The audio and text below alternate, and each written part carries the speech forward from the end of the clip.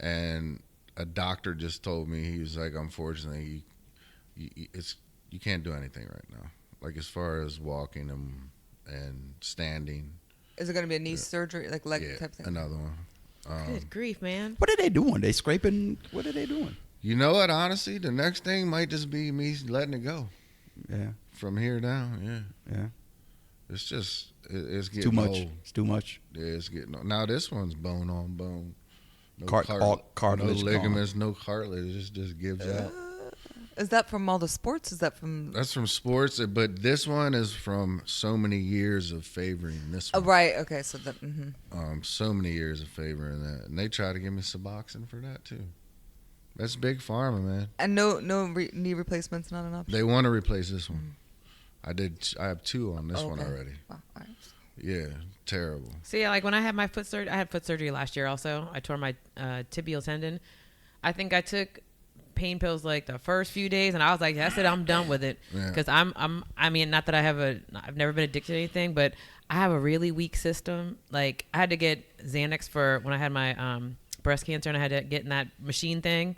I'm claustrophobic, so they had to give me that Xanax or something to take before I went in there.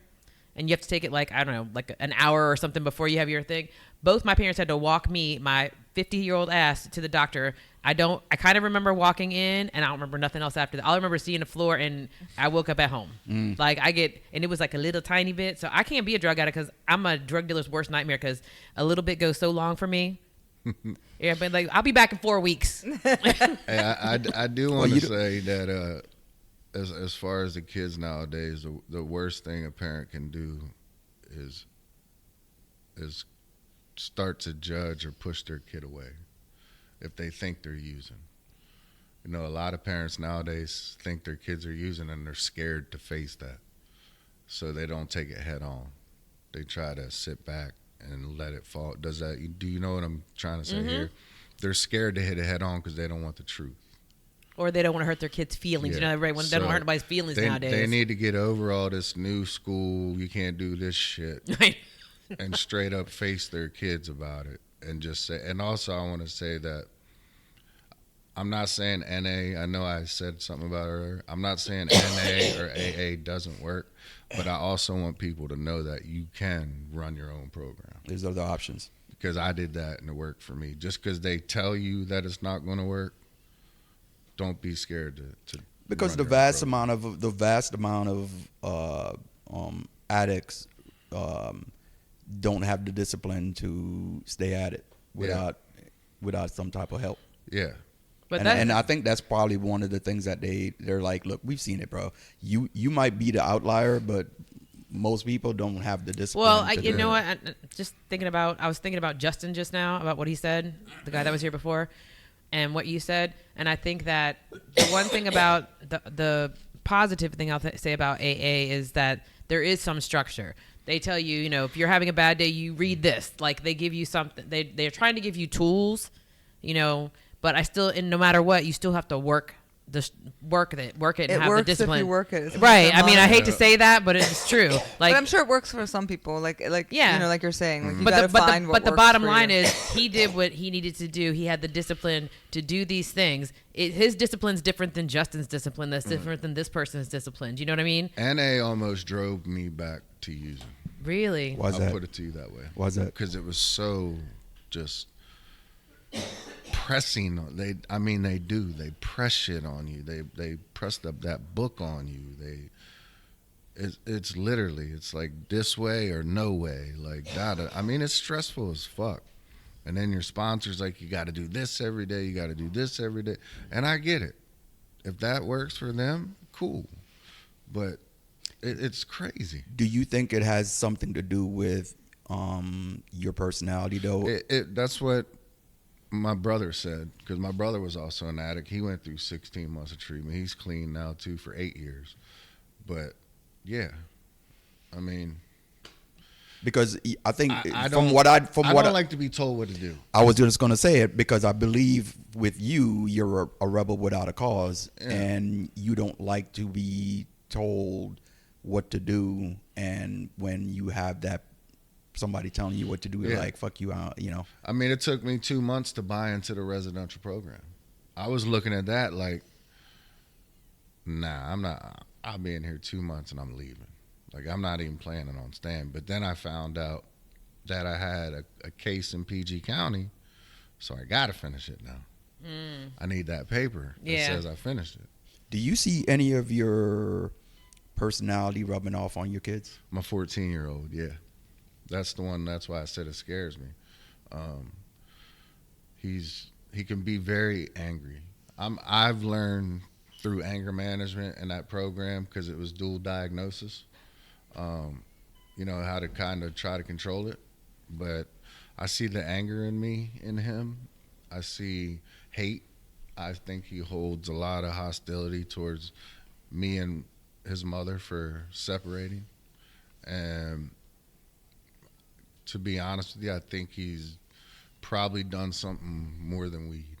All right, so this is going to be a good case study for other parents that are struggling. What do you do? I approach it the way I'm approaching it, which is no more of the, you need to stop.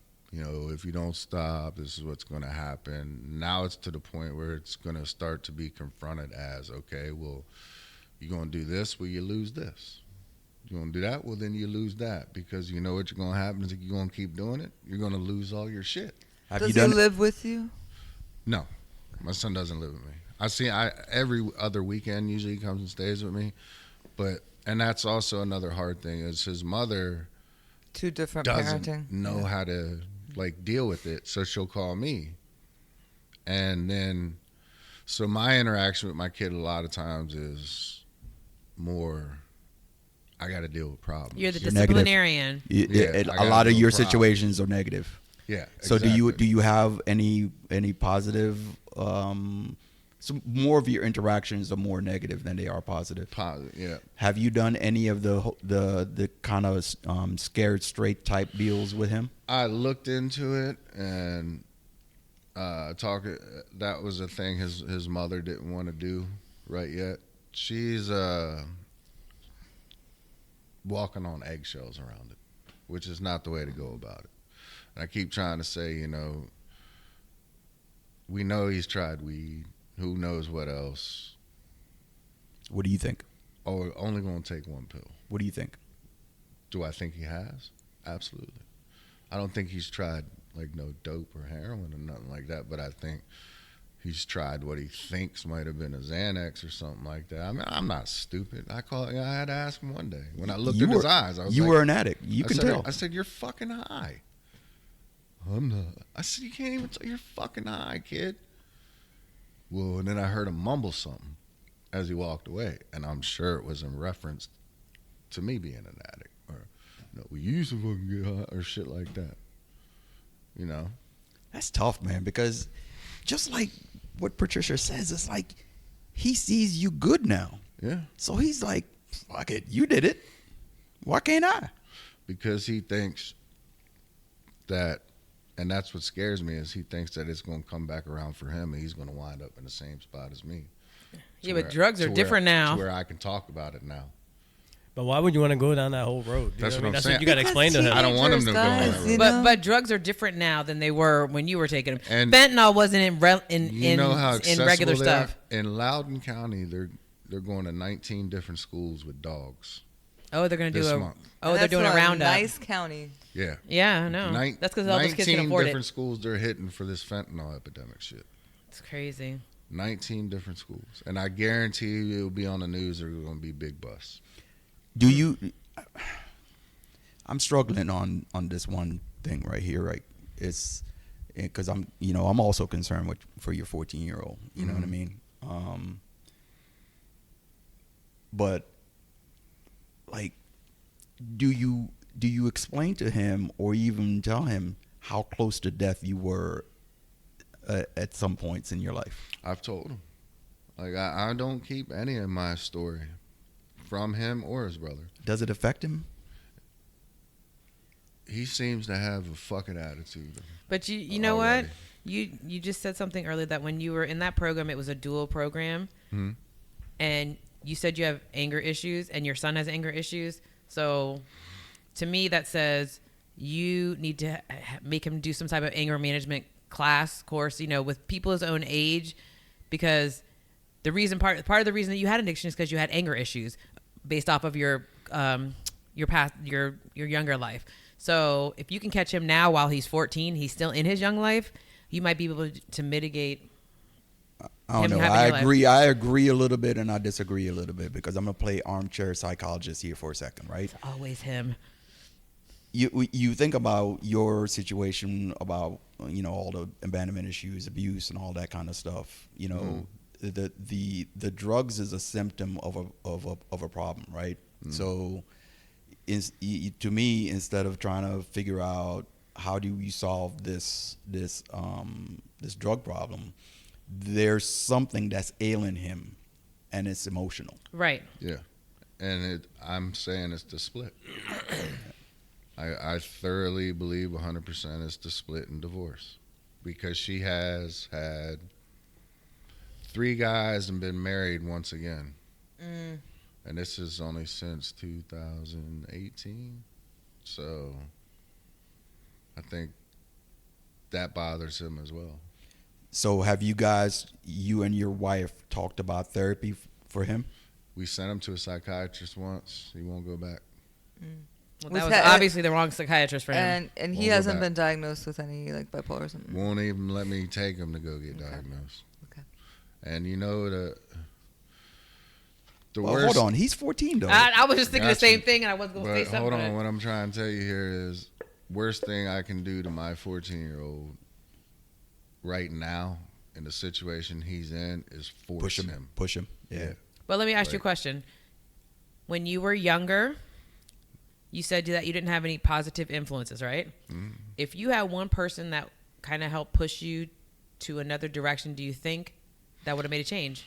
I can say, actually, I'll change that. I looked up to my Uncle Kevin when I was younger. Kevin? That you talking about? Oh, I know. What are you talking about? He always tried to put me on the straight path, like made sure I was working and this and that and this. That's and Kevin that. for sure. Did you go to culinary school? No, I didn't. I lucked out. I walked right into an apprenticeship and with Mike Landrum, who owned Razor Steaks, and I lucked out and was his sous chef. I mean, that's why I was able to hide my addiction so well, is because I made decent money. All our bills were paid, this and that, didn't matter. We were good to go, and it was easy to hide shit, man. Like, real easy to hide stuff. Which you still can do, but I don't know. I have this stinking suspicion that your son's problem is not with you. His problem is with his mom. I have this stinking suspicion. I believe, just hearing, I believe that and I could be wrong, rarely, but I could be unlikely, wrong. Pat. I know. So unlikely. You're always right, Pat. So unlikely. But I think a lot of his struggles is with his mom. I'll agree, and it's nothing against her. So I hope she don't take it personal. Like, What's with the relationship? Yeah, right? it's a relational thing. It's the Yeah. relation. She's really close to our oldest, and I think that bothers him as well. Got to be some abandonment issues there. There's a whole host of little issues, and the drugs is just a byproduct of that. Yeah, it's a mask. He's definitely bipolar. Yeah. You think so? Yeah, absolutely. And that's why you should. 100%. But if you can recognize that now at his age, it's better to take it on earlier. Don't wait till he's 25. You know what I mean? Like, how old were you when you got diagnosed? 35. Right, you were 35. Just think if you had been diagnosed at 15 or at 20, how much your life would have been different. You know Honestly, what I mean? my life probably wouldn't have been much different. But you don't know that. Yeah. Because if your chemistry was balanced, your need for the drug would be less, because you needed the drugs to help balance yourself, right? Yeah. So if you were balanced with the prescribed medication, I hate to say, it would have been different. You would Yeah. you maybe you wouldn't have gone to try the Yeah. heroin. Yeah, you might but- have just done the weed. The only problem was, and I believe, and I'm not going to want to answer for you, but I believe that, you know, your stepdad issue, your own father issue, there was a lot of other shit that was going on in your life that led you down that path, man.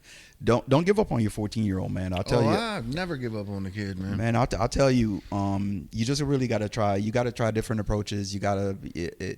There's gonna be something that you say or do, either yourself, either you or your wife or your ex-wife, that's going to be the breakthrough to reach him. Yeah. You know what I mean? Because y'all haven't reached him yet. No. You know what I mean? Shame ain't gonna do it. You know that. Shame ain't gonna do it. You know what I mean? Scaring them straight ain't gonna do it. But there's something that's gonna be done or said, either individually by you or your wife, or together as a group, as a parent group, that's gonna be said or done. I can't tell you what it is because I don't know your situation, but I'm just saying there's something that's gonna be said or done that he's going to find a breakthrough, and y'all just got to show him, just keep on showing him love, bro. You know, Yeah. I mean, the love that you needed when you were a young whippersnapper, man, is the love that, and the love and the care that You give to he's him. gonna need. Yeah, You give to him what you missed. that he's gonna need. Yeah. Man. Does he play sports? Nope. Is he Used athletic? to. Oh, he's used to. He just doesn't do it anymore. Okay.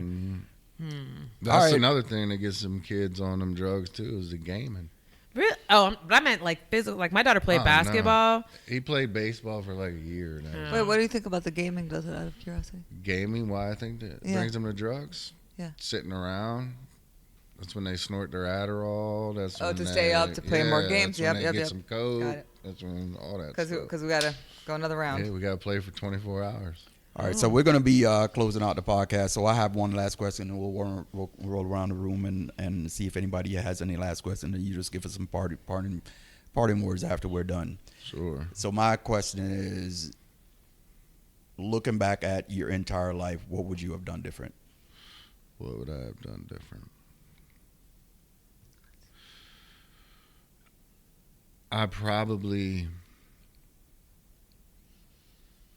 I guess I want to say I would have never given up on my life I could have had, just to make a point to somebody who ends up winning in that. Like, I gave up baseball to make it a point to be a dick to my stepdad just because I know he wanted it so bad. But I gave that up, which in turn made me depressed, which in turn led me to drugs. So that's what I would change. I think that was a big factor in my life right there. Good answer. Tanya. Okay, so I don't have a question because I've asked a lot today, but I just have a I know statement for you. You were very active today. I love thank it. You. I love Thank it. you. So I just have something to say to you. Do you love him? I love everybody. You know that. My bad. Go ahead, Tanya. Only thing I want to say to you is don't give up. That's the only thing I have to say never. on anything. I know it's easy to say, but I'm just saying don't give up on your kids. Don't give up even on your ex-wife, her relationship. Just be that missing piece that everybody needs, because I think that the one that's going to be the one that's going to put everything together. I don't know why, but I just feel like saying that. That's Thank it. you. You're I welcome. appreciate it. I don't know if I have a last question because I asked a That's lot of Taylor. stuff too. What are you curious? What are you curious about? I see the brain. I see the brain working. you I see can the brain. ask whatever you I see the want. brain Oh working. no! It's working because it's trying to think, and it's so hard for it right now because I drank the last 2 days in a row. Because I'm just a poster child for non-addiction. No, just kidding. No, I don't think I really have any. I mean, I just think I'm really happy for you that you were able to come out of something so bad. One of my really, really, really close best friends was married to a guy. They're both deceased, and he was diagnosed very early with bipolarism, like 10 or 11.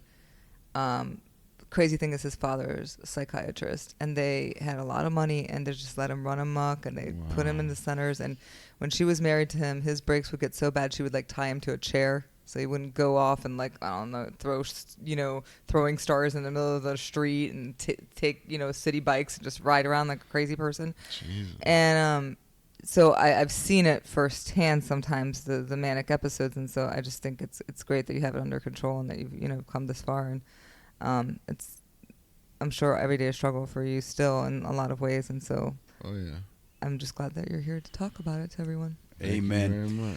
What you got to say with your old running mate, No, dog? no sex stuff. No joking. No joking. Be serious. Just don't suck dick for cash. That's all I can say. Edit cat I can't- can't stand This it. cat, this Just cat don't do it. cannot. God He damn it. gotta be. He gotta be on Joan time. Always. Be serious. No, I mean, it's like what Tanya said, man. Just don't give up. You know what I'm saying? Yeah. Just And be stay proud off- of yourself. Stay I've off, got that Stay part. off the shit. Well, Stay yeah. off the shit. You could do so much better. You know what I mean? Yeah. It's not worth it. Yeah, That's I it. hear you. That's Yeah, it. you're absolutely Actually, right. you know what? Do you remember what I wrote yesterday on Facebook?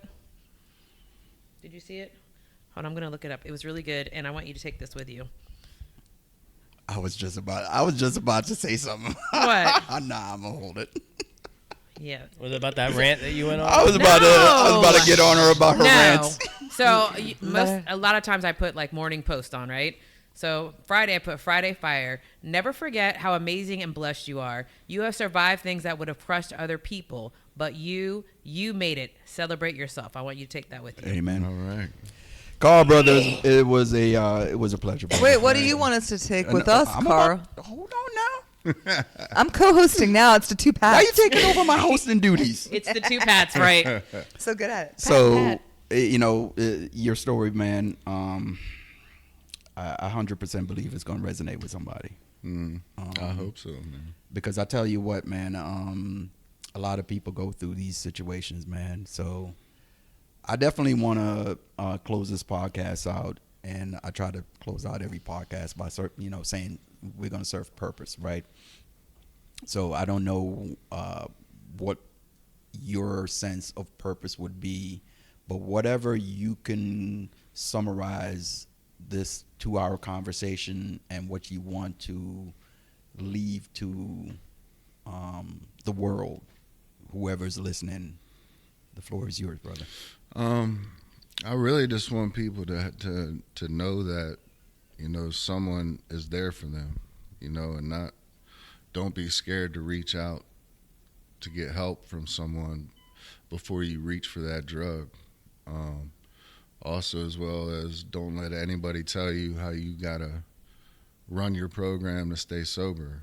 You do what works for you. It might not be what's typical of others, but doesn't mean you can't make it work yourself. And with the parents, with the kids, nowadays it's so easy to give your kid a tablet or buy them something, some kind of electronic, some new game console to get them out so they can have wine and do soccer mom shit. Well, that kid you're putting in that room and isolating, he's going to start self-medicating. And when he starts self-medicating, that's when the problem comes.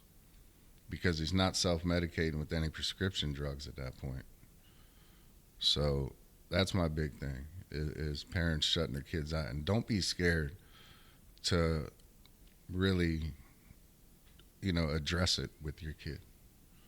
Don't be scared to address drugs with your kids, especially if you know about them. Like, I tell my story to my kids and they know. And I tell them straight up, honestly, like, don't try this and this is why. And this is what will happen. And I just hope, if anything, like you said, if one person got something out of this, I'm happy with it. Thanks for having me on. And really, nothing's impossible as far as giving up on drugs. You just got to have the willpower and the drive day in and day out. And nothing's impossible, man. Especially if I can do it, anybody can do it, man. Trust me. Well said, brother. Thank you for joining us on this. Oh, sorry. Go I ahead. got hit. One more thing. Go ahead, man. Go ahead. My Go ahead, boy R&B Tattooing, 7A North King Street, Leesburg. Oh, you just had your head. You just had your Around head for done, that. right? Yeah. Show the camera. Show Show the the camera. Show the camera. camera your head, bro. All right. And where you got it from? Oh, you just did, right? Yeah, he just got his head done. All right. There you go. All right. Go see him in Leesburg. Thank you for joining us on this Sure. episode of the Real Energy Podcast. Be sure to check us out on all audio and video platforms. We're all over YouTube. Everywhere you get your podcasts, you can get it there.